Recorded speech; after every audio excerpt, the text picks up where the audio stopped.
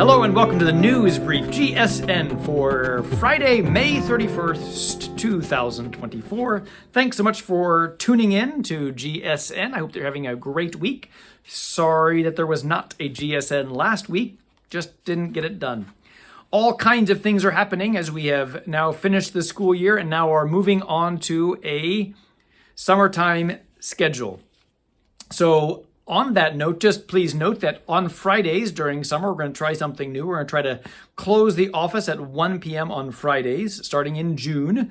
So, and then going through whatever that is, I think it's the 9th of August, so until school starts. Traffic gets pretty thin on Friday afternoons, and so we're just going to close up a little bit and let people get an early start to the weekend. People still might be around here, but we're gonna try that. A lot of churches do that during the summer, so we thought we'd try it this year.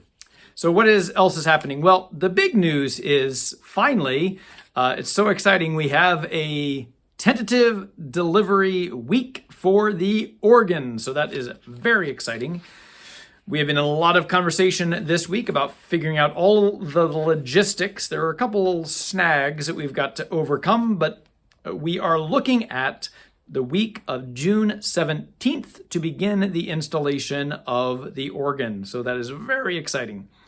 So that means that the screen is coming down on the week of June 10th to prepare the place for the pipes going up there, hopefully that following week, assuming that we can get all these snags taken care of. But the organ company, Greenleaf Organ Company, has said that they are planning on doing a delivery that week. Maybe it might be delayed by a week or so, but that's the tentative plan. So that's very exciting. And how long does it take? Well, it takes, they say, 4 to 6 weeks for installation and 2 to 4 weeks for tuning and getting it all set for the place. So it'll hopefully be in and beautiful by mid-July. That would be the hope, and hopefully we can get it all sounding as beautiful as it looks in early August. That would be the hope. So, but the installation is tentatively planned for that week of June 17th. Now, just a reminder that we are not planning at this time to replace the screen that we are taking down. That has been there for some time now, maybe 8-10 years. Father Jim, I think, put it in pretty quickly when he got here. I don't remember all the timeline, but we looked at options for putting in screens and projectors and maybe having 2 along the side or something. And there just wasn't a good solution. And the best solution was about $40,000. And we just didn't feel that was the best way for us to spend our money at this time. So at this time, we are going to not replace the screen and see how it goes. If there's a huge upcry saying, we need our screen, well, then we'll tackle that and maybe do a fund to need or something. But for the moment, we would like to see how it works without a screen. Obviously, churches have operated without screens for many centuries, and so we can probably handle it. And we have the books now that we have reference, and maybe we'll make programs, or we've got those hymn boards back out. So we'll figure it out. But remember, the pipes are going up to where the screen currently is. So that's big news on the organ front. So that is that. Also big news on other projects that are behind schedule is the directories are finally in. So the directories will be available for $15 after all the masses this weekend. I think they look good. I'm happy with the way that they turned out. And remember, you can also get the directory on your phone if you are in the directory through instantchurchdirectory.com. And I love it. It's so great. You can just click on those families and click on the information, click the phone numbers. It's really nice. It's all integrated. So, but those paper directories with the history book, which is not on the online version, with that history book, that is $15. Again, it's just to help cover the costs. Some people are surprised that there is a cost to it. Well, I think it cost us like $4,000 or $5,000 or something to put that all together. So we're trying to defray some of those costs. So I think it looks beautiful. I'm very happy with the way that Jamie Tomlin wrote the history along with some assistance from other people.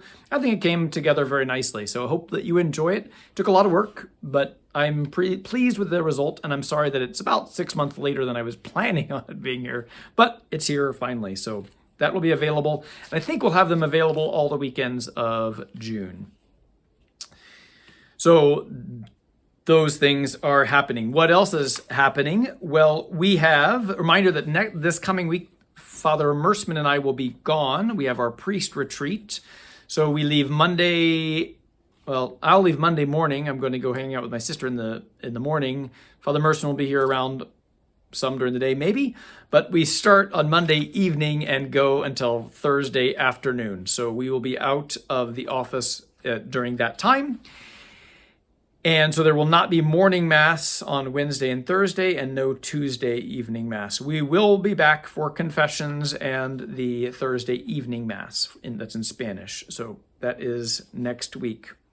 Also next week, I'm excited to see the book club. The summer reading has begun. That is starting up this coming week. So here's more information. The book is called The Wind Knows My Name. So if you'd like to join a book club, there's that information there. Also, we are having a Bible study for women. I'm so glad to see this. To be quite honest, I didn't know that was happening. There's lots of things that I'm like, oh, well, that's happening. How great. Mary Mueller does a lot of the coordinating, I know, with the adult formation, the adult opportunities that we have in our parish. And she's got all these things going on. And I'm just happy to see those things. What I have heard people asking, why can't we have Bible studies? Why don't we have more opportunities for women and all those things? Well, you have been heard, and here it is. Here's an opportunity. So those are on Tuesdays, the Tuesdays starting this Tuesday, June 4th, and they'll meet on the patio. I forgot to look up the time, but it's right here in this little display right there. So hopefully, if you are a woman who would like to spend some time in a Bible study, here is a great opportunity for you. And weather permitting, it'll be on the patio in those lovely new seats that we have. And so it'll be a nice chance to share there. A music camp for children is available this June 5th and 6th from noon to 2 p.m. Lisa Sweet, one of our musicians extraordinaire, will be leading this. It has been kind of associated with our music academy. And just getting people just to get those instruments in their hands and just to say, well, what is it like to hold a violin and what are the sounds that can be made and all those things. I think it'll be a lovely opportunity. So that is this coming week, June 5th through the 6th.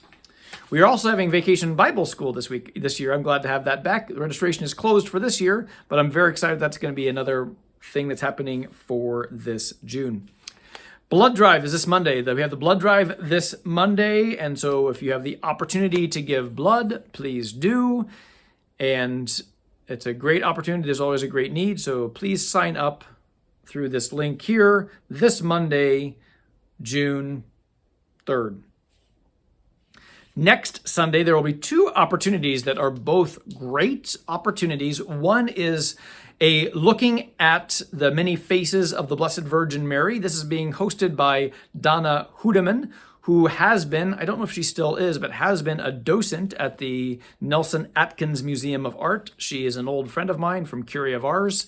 She does excellent tours. She is so very knowledgeable and animated, and I'd love for you to meet Donna and go through this journey with her, looking at the many faces of Mary. That is Sunday, June 9th from 2 o'clock to 3 o'clock, a short little presentation, but it really should be spectacular.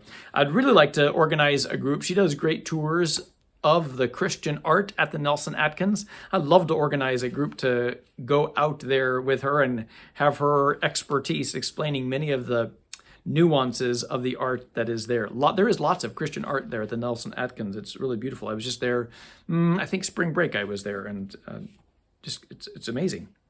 And then that same day at 5:15, Sunday, June 9th, there is an informational meeting about El Salvador, El Buen Pastor, our sister community down there, and the opportunity to learn more about that. If you've ever considered going down there to take this trip to learn more about El Salvador and about our sister community, come and just learn about it. I can't be there, unfortunately. I might stop by and say hi. I have another commitment that same evening, but I fully endorse this trip. And if you've had an interest, this is a great opportunity to learn more about that.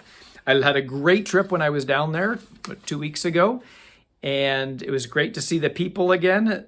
And I said that I'd be working hard to get a good delegation there for next year. We just had a small delegation for a brief time this year, and it wasn't so much a delegation as we were going to dedicate the bridge, but a more formal delegation hopefully this coming summer next year. And I think that is pretty much it. So lots is happening. Even though it's summer, we are rolling, so it's great. I'm very excited about the Oregon coming in, and it's just been really a fun project. Time consuming, but a fun project to work on. So I've been blessed to be a part of that. This weekend I have the 5, 8, and 12:30 masses, so maybe I will see you there. And if you happen to see Father Mersman sometime this weekend, please wish him a happy birthday. His birthday is tomorrow, June 1st, and so wish Father Mersman a very happy birthday. So until next time, which is hopefully next week, we'll see you then. Okay.